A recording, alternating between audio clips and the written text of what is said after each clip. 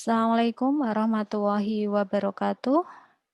Alhamdulillah kita bisa bertemu kembali untuk melakukan pembahasan materi berikutnya. Ya, yang sebelumnya membahas mengenai jurnal umum, maka pada pertemuan hari ini membahas mengenai buku besar dan neraca saldo. Sebelum masuk ke pembahasan buku besar dan neraca saldo, maka saya akan mengupas terlebih dahulu untuk contoh soal dari jurnal umum, sehingga nanti proses pencatatan dari tahapan ke tahapan ada keberlanjutan. Sehingga ini mengulang terlebih dahulu mengenai contoh soal untuk jurnal umum. Nah, sekarang untuk jurnal umum ini contohnya di situ ada perusahaan jasa hitam putih yang mana itu dimiliki oleh Tuan Rido yang didirikan pada tanggal 1 April 2020. Transaksi yang pertama ini tanggal 2 April Tuan Rido menyetorkan uang tabungan ke perusahaan sebesar 5 juta. Menyetorkan uang ke tabungan. Berarti di sini perusahaan yang awalnya tidak memiliki uang mendapatkan setoran uang dari Tuan Rido, maka kas perusahaan dicatat di sisi debit. Kas bertambah dari mana? Dari uang Pak Rido, maka modal perusahaan bertambah. Ketika modal perusahaan bertambah, itu dicatat di sisi kredit, sehingga debitnya kas, kreditnya modal Tuan Rido sebesar 5 juta. Berikutnya transaksi tanggal 13, ini transaksi yang kedua, yaitu perusahaan membeli perlengkapan secara kredit. Membeli perlengkapan secara kredit. Karena melakukan pembelian secara kredit berarti perusahaan tidak mengeluarkan uang. Maka karena perusahaan tidak mengeluarkan uang, artinya di sini utang perusahaan bertambah. Ketika utang perusahaan bertambah, maka dicatat di sisi kredit. Sehingga debitnya perlengkapan, kreditnya utang usaha. Ini ya, kreditnya utang usaha sebesar 1 juta.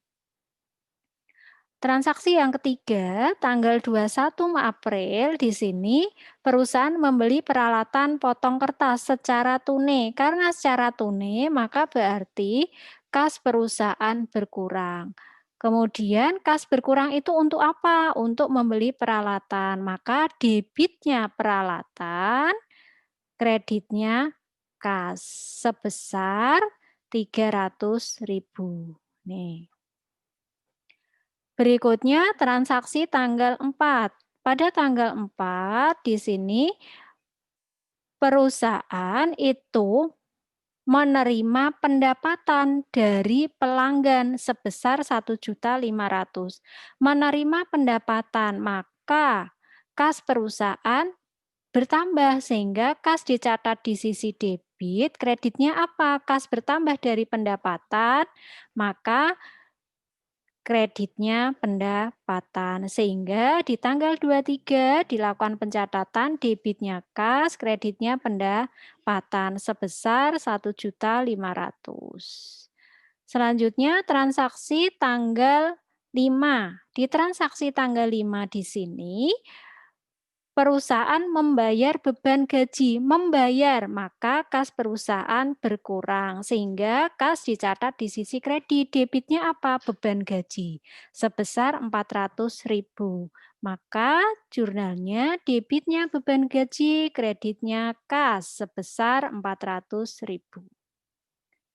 Sekarang transaksi yang terakhir, yaitu transaksi tanggal 27. Ya, transaksi nomor 6 tanggal 27 di sini perusahaan membayar hutang. Perusahaan melakukan pembayaran hutang, berarti kas perusahaan berkurang berkurang. Karena kas berkurang, maka kas dicatat di sisi kredit. Debitnya apa? Karena untuk membayar utang, maka debitnya utang usaha. Sehingga jurnalnya debitnya utang usaha, kreditnya kas sebesar 500.000. Ini mengulas untuk materi jurnal minggu sebelumnya. Nah, setelah dilakukan pencatatan ke jurnal, maka tahapan berikutnya yaitu melakukan pencatatan ke dalam buku besar. Buku besar di sini fungsinya adalah untuk menggolongkan masing-masing akun. Jadi fungsinya untuk menggolongkan masing-masing akun. Kalau untuk menggolongkan masing-masing akun, maka ini perlu diketahui terlebih dahulu, di perusahaan jasa hitam putih itu melibatkan berapa akun. Ketika misalnya melibatkan 3 akun, maka nanti ada 3 golongan akun yang dilakukan pencatatan di dalam buku besar. Kalau misalnya melibatkan 5 akun, ya berarti ada 5 akun di dalam buku besar. Nah, penggolongannya masing-masing akun. Jadi, buku besar sekali lagi fungsinya adalah untuk menggolongkan masing-masing akun. Nah, tabel dari buku besar itu ada yang berbentuk T gitu ya, ada yang 2 kolom. Nah, sekarang nanti yang dijadikan acuan ini yang seperti ini saja karena lebih memudahkan. Nah, di dalam buku besar di sini ada nama akun, ada kode akun. Nama akun ini adalah dari jenis-jenis akun yang minggu kemarin sudah saya jelaskan. Untuk kode akun ini juga diisi mengenai kode akun. Kalau misalnya saya tegaskan, kalau misalnya di perusahaan tidak ada kode akunnya, maka kode akunnya tidak perlu diisi. Makanya kenapa gitu ya, kalau minggu kemarin itu ref-nya ini saya isi dengan kode akun yang saya jelaskan di kode akun sebelumnya. Tapi karena di sini perusahaan tidak ada kode akun yang disampaikan di dalam kebijakan akuntansinya, maka ref-nya dikosongi saja gitu ya. Nah itu sehingga kalau di jurnal umum tidak ada kode akunnya, perusahaan tidak menerapkan kode akun, maka kode akun pada buku besar ya dikosongkan saja. Nah, tabelnya itu yang pertama adalah kolom tanggal, isinya adalah tanggal. Tanggal terjadinya transaksi untuk akun kas. Pertama tanggal berapa, kedua tanggal berapa, ketiga tanggal berapa. Ini dilakukan pencatatan di kolom tanggal. Kemudian kolom yang kedua ini adalah kolom keterangan.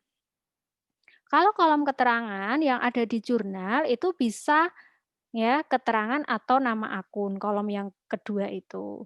Nah, kalau di jurnal umum itu diisi nama atau jenis akun, tapi kalau di buku besar keterangan di sini adalah dikasih keterangan penjelas. Misalnya ya, kas itu diperoleh dari mana? Oh, investasi modal. Maka di sini dicatatkan pencatatan keterangan investasi modal tuan atau nyonya siapa.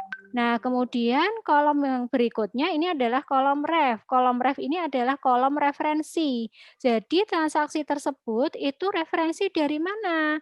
Maka di sini itu referensi lihatnya dari jurnal halaman berapa? Halaman 1 atau halaman 2.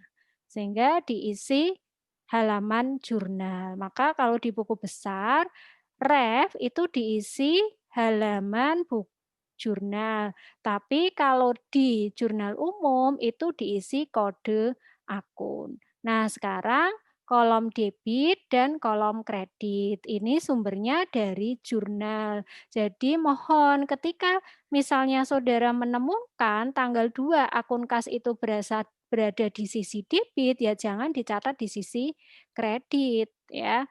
Nah, ini sehingga saya minta tolong jangan cari sensasi gitu ya. Jadi, sesuaikan saja. Ketika itu berada di sisi debit, ya catatlah di sisi debit. Kemudian baru mengisi saldonya. Kalau yang pertama berada di sisi debit, maka otomatis dicatat di sisi debit saldonya. Nah, kemudian perlakuan di dalam buku besar di sini ketika sama-sama gitu ya, sejenis debit, debit atau kredit, kredit. Nah, karena sejenis, maka perlakuannya adalah ditambah. Itu kalau sejenis, maka perlakuannya ditambah. Tapi kalau berlainan jenis gitu ya, kredit kemudian debit atau sebaliknya ya, debit kredit. Kalau berlainan jenis maka dikurangi. Nah, sekarang penempatan saldonya bagaimana? Kalau debit-debit, kredit-kredit itu dijumlah, maka penempatan saldonya kalau debit-debit ya berarti saldonya di sisi debit. Kalau kredit-kredit dijumlah ya, maka saldonya ya di sisi kredit. Nah, sekarang kalau yang berlainan jenis bagaimana penempatan saldonya?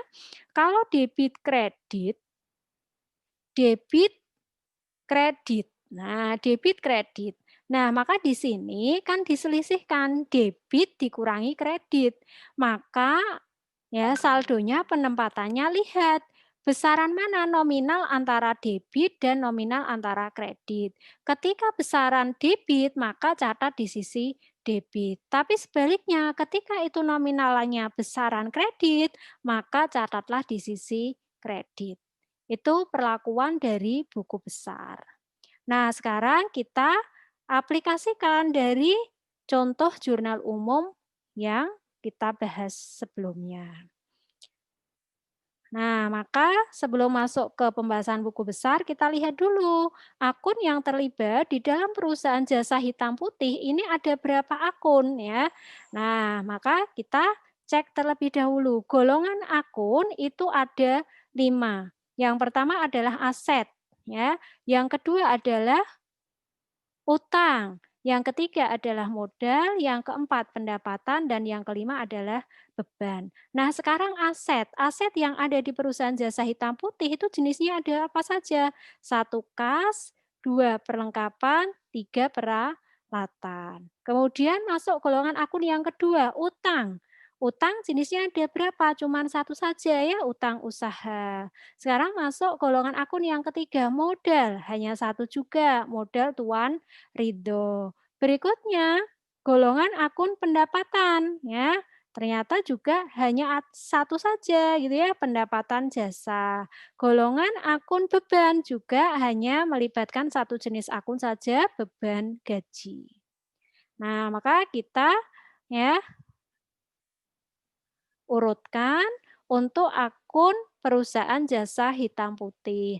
Asetnya ada 3 jenis akun, kemudian utangnya satu, modal satu, pendapatan satu, bebannya juga satu. Sehingga nanti di buku besar ada 1, 2, 3, 4, 5, 6, 7. Maka menyediakan 7 buku besar. Nah, sekarang kita masuk ke akun jenis kas terlebih dahulu ya. Akun kas. Nah, di akun kas di sini maka ya perusahaan jasa hitam putih buku besar periode April tahun 2020. Nama akun kas berarti di sini adalah untuk menggolongkan akun kas saja. Ya, jadi yang masuk di sini itu yang melibatkan akun-akun kas. Yang tidak melibatkan akun kas maka tidak dimasukkan di sini. Kode akun karena perusahaan tidak ada kode akunnya maka dikosongkan. Nah, sekarang kita lihat kas itu terjadi di tanggal berapa saja. Nah, maka kita masuk ke sini. Kas itu terjadi di tanggal berapa saja, gitu ya. Kas itu terjadi di tanggal 23, kemudian kas terjadi di tanggal 25, kemudian terjadi lagi di tanggal 27. Nah, sekarang di halaman 1 coba kita lihat. Tanggal 2 juga ada kas ya, tanggal 21 juga ada kas. Maka kita mulai transaksi tanggal 2, kasnya di posisi debit sebesar 5 juta. Maka kita masukkan kas, kita catat transaksi tanggal 2, kas posisinya di debit sebesar 5 juta. Keterangannya di sini, karena tanggal 2 itu berasal dari investasi modal, maka keterangannya investasi modal. Bagaimana kalau misalnya tidak dikasih keterangan? Boleh nggak masalah ya. Jadi kalau misalnya saudara tidak sempat untuk memberikan keterangan pada kolom keterangan di buku besar, maka tidak ada masalah. Ref, ini sekali lagi ya, transaksi tanggal 2 ada di halaman jurnal nomor 1, posisinya debit, maka saldonya ya, ya karena debit, kreditnya kosong ya berarti saldonya debit, karena nggak ada saldo awal. Nah berikutnya ada akun kas lagi di tanggal 21, posisinya di mana? Di kredit sebesar 300.000. Maka kita catat di buku besar tanggal 21 ya, pembelian peralatan posisinya kredit. Nah, di sini saldonya pertama debit ya, kemudian ada tambahan transaksi tanggal 21, posisinya di kredit 300.000. Karena di sini tidak sejenis debit dan kredit, maka dikurangi. Sehingga 5 juta dikurangi 300.000, ketemunya 4.700.000. Dicatat di sebelah mana? Nah, ini dasarnya adalah besaran mana nominal si kredit dengan nominal si debit. Karena besaran nominal si debit, maka tempatkanlah selisihnya di sisi debit sebesar 4.700.000. Berikutnya kita lihat akun kas lagi ya. Tanggal 21, berikutnya tanggal 23. Posisinya debit 1.500.000. Maka kita masukkan tanggal 23 berasal dari pendapatan, posisinya debit 1.500.000. Ada debit, ada debit. Karena sejenis debit-debit maka dijumlah. Besarannya 1.500.000 tambah 4.700.000, 6.200.000. Berikutnya kita masukkan ada kas lagi enggak? Nah, tanggal 25 ada kas, posisinya di kredit 400.000. Maka kita masukkan untuk kas posisinya di kredit ya. Tanggal 25 posisinya di kredit 400.000. Nah, karena debit, kredit berarti di sini dikurangi ya, dikurangi. Atau di main gitu ya. 6.200.000 dikurangi 400.000, ketemunya 5.800.000. Ditempatkan di mana? Maka dilihat lebih besar mana antara debit dan kredit. Karena lebih besar debit, maka ditempatkan di kredit 5.800.000. Ada transaksi lagi untuk akun kas tanggal 27 di posisi kredit 500.000. Maka kita masukkan tanggal 27 kas, posisi di kredit 500.000. Nah, di sini kita masukkan di kredit 500.000. Debit kredit berarti dikurangi. Besarannya berapa? 5.300.000. Ditempatkan di mana? Karena lebih besar debit, maka ditempatkan di debit. Inilah hasil akhir saldo untuk akun kas yang nantinya dimasukkan ke dalam neraca saldo. Nih, jadi saldo terakhir inilah yang nantinya dimasukkan ke dalam neraca saldo. Itu untuk akun kas. Maka buku besar akun kas itu khusus untuk melakukan pencatatan akun-akun kas. Karena buku besar di sini fungsinya adalah menggolongkan di masing-masing akun. Setelah kas, maka akun yang kedua yaitu perlengkapan. Perlengkapan, ada enggak akun perlengkapan? Ada ya. Nah, kita lihat akun perlengkapan ada di tanggal 13 April, sebelah mana? Debit. Jangan sampai ya kalau ini perlengkapan di debit nanti saudara catat di sisi kredit, ya jangan ya. Kalau debit ya tempatkanlah di debit, kalau kredit tempatkanlah di kredit. Khusus akun perlengkapan, karena perlengkapan itu hanya ada satu, ya berarti di sini terjadinya hanya satu aja, tanggal 13 April. Di sebelah debit 1 juta. Saldonya jadinya 1 juta. Setelah perlengkapan masuk ke peralatan. Peralatan terjadi tanggal berapa? Nah, kita cek peralatan. Oh, terjadi di tanggal 21. Posisinya di sisi debit 300.000. Maka kita masukkan peralatan ya sebesar 300.000 di posisi debit. Jangan sampai sekali lagi di pindah-pindah, kalau debit, debit, kalau kredit, kredit. Setelah peralatan, maka masuk ke jenis golongan akun yang kedua. Ya, karena jenis akun untuk aset sudah selesai, maka masuk ke golongan akun yang kedua, utang usaha. Jenisnya cuma satu, utang usaha. Kita kembali ke jurnal, coba dicek.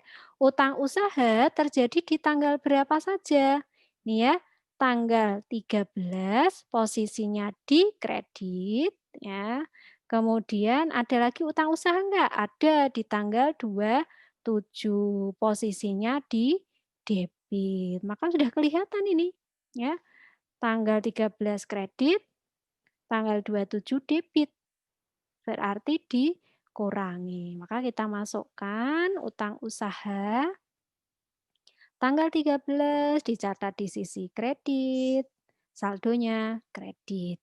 Tanggal 27 dicatat di sisi debit, saldonya karena kredit debit maka dikurangi. Besaran mana? Antara debit sama kredit, karena besaran kredit maka dicatat di sisi kredit sebesar 500.000. Inilah saldo akhir yang nanti dimasukkan di dalam di dalam tabel neraca saldo. Berikutnya setelah utang yaitu modal ya, modalnya cuma satu, transaksinya di tanggal 2, dicatat di sisi kredit. Dari mana ini? Ya dari jurnal umum. Jadi ketika ngisi buku besar itu nggak perlu lagi lihat bunyi transaksinya, cukup lihat saja catatan yang ada di jurnal umum ya. Nah, jurnal umum tanggal 2, maka ini cuman ada satu modal saja, posisi kredit 5 juta, ya dicatat di sisi kredit. Berikutnya masuk ke pendapatan, setelah modal pendapatan, akun pendapatan. Pendapatannya di transaksi tanggal 23, posisinya di mana? Kredit. Nah, karena cuma satu ya berarti cuma satu saja dimasukkan, pendapatan. Nah ini, posisinya di kredit 1.500.000. Setelah itu masuk ke akun yang terakhir, beban gaji cuma satu tok ya, tanggal 25, posisinya di debit ya, berarti saldonya debit. Ini yang nanti dibawa ke neraca saldo.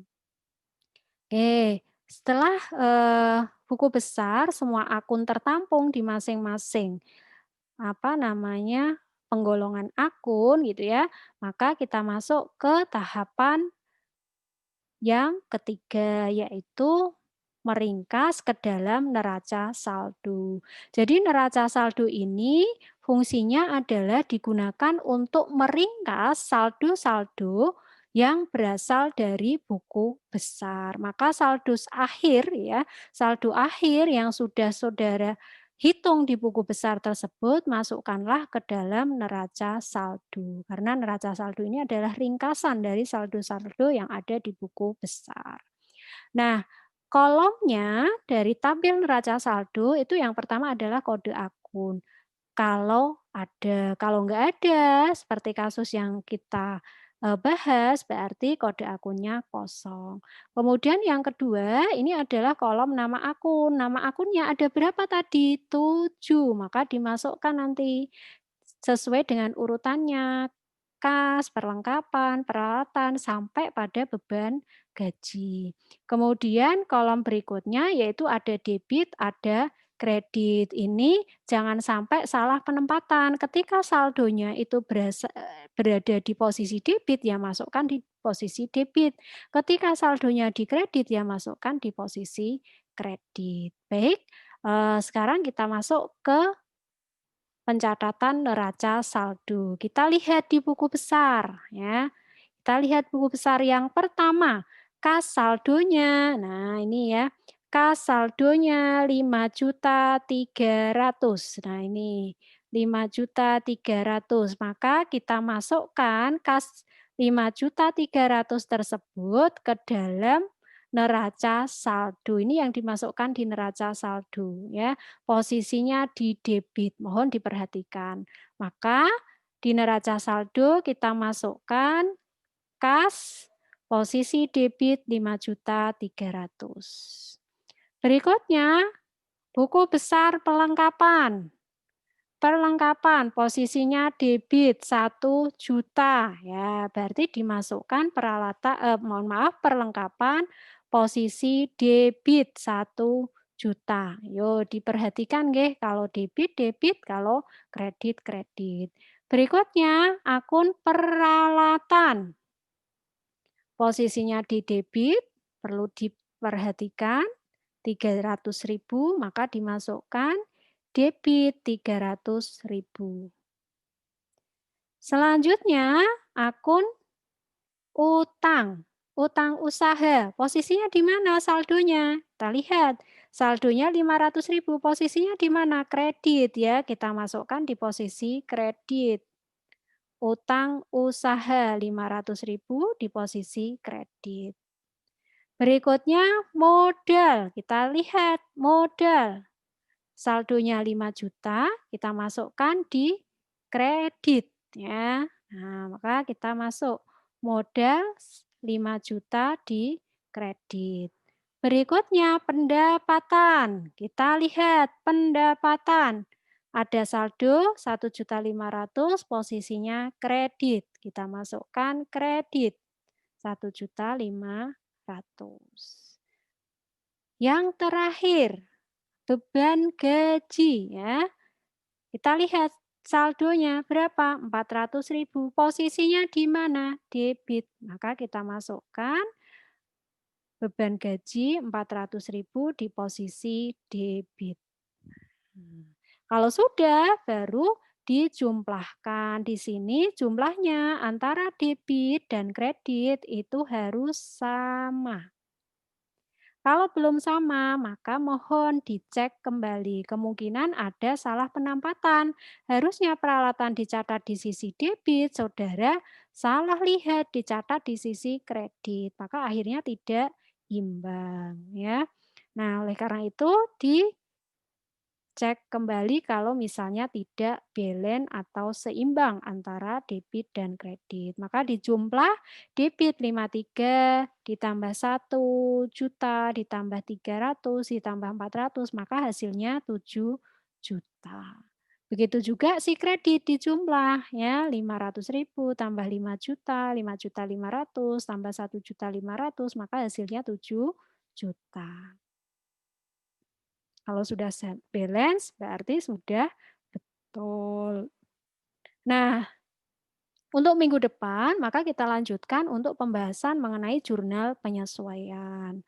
Nah, apakah dari neraca saldo ini ya, ketika transaksinya itu memang sudah sesuai pada transaksi ya, penyusunan laporan keuangan di periode bulan April itu tidak perlu yang namanya jurnal penyesuaian. Karena apa? Karena sudah sesuai memang ya, transaksi yang dimasukkan itu khusus untuk transaksi bulan April. Tapi ketika ya, itu ada keterlibatan transaksi untuk periode sebelumnya atau periode yang akan datang, maka perlu disusun terlebih dahulu jurnal penyesuaian sehingga tidak bisa langsung masuk ke penyajian atau penyusunan laporan keuangan.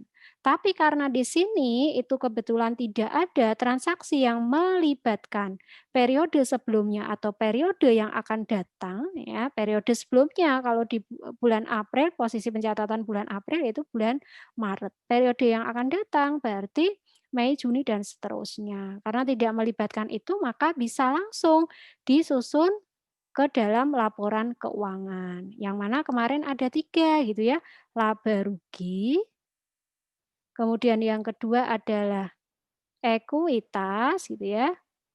Nah, kemudian yang ketiga adalah laporan posisi keuangan atau neraca. Sekarang kita tarik ke laporan laba rugi terlebih dahulu. Isinya apa? Pendapatan dan beban. Maka di sini aja karena laporan aktivitas atau kinerja. Maka total pendapatan dikurangi dengan total beban. Ketika pendapatannya ini lebih besar daripada beban yang dikeluarkan, berarti perusahaan mengalami laba. Berarti labanya sebesar 1.500.000. Nah, setelah itu kita masuk ke laporan perubahan ekuitas. Laporan perubahan ekuitas ini modal dipengaruhi oleh laporan laba rugi. Maka kita lihat modalnya 5 juta ditambah laba bersih 1.100.000 sehingga modal akhir menjadi 6.100.000.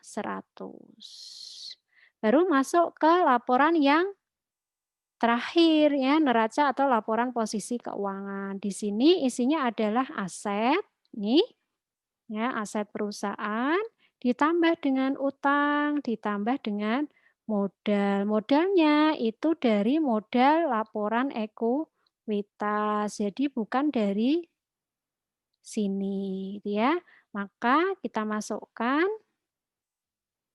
aset terdiri dari kas 5.300.000, perlengkapan 1.100.000, peralatan 300.000, sehingga total aset 6.600.000. Kemudian sisi pasifannya kewajiban plus modal. Utang usaha 500.000 ya dari neraca saldo, modalnya ini dari laporan perubahan modal 6.100.000. Nih, sehingga total utang plus modal maka sama menjadi 6.600.000. Sehingga total aset yang ada di perusahaan jasa hitam putih ya sebesar 6.600.000 terdiri dari kas atau uang tunai 5.300.000, perlengkapan sebesar 1 juta dan peralatan seharga 300.000. Total aset ya sebesar 6.600.000 bersumber dari utang usaha 500.000 dan modal Tuan Ridho itu sendiri 6.100.000. Karena modal ini lebih besar ya, lebih besar atau lebih tinggi dibanding utang usaha, maka perusahaan jasa hitam putih akan berjalan ya ke depan menjadi yang lebih baik. Ya. Terima kasih dan mohon maaf atas kehilafan di dalam menjelaskan. Saya akhiri. Syukron kasiron. Assalamualaikum warahmatullahi wabarakatuh.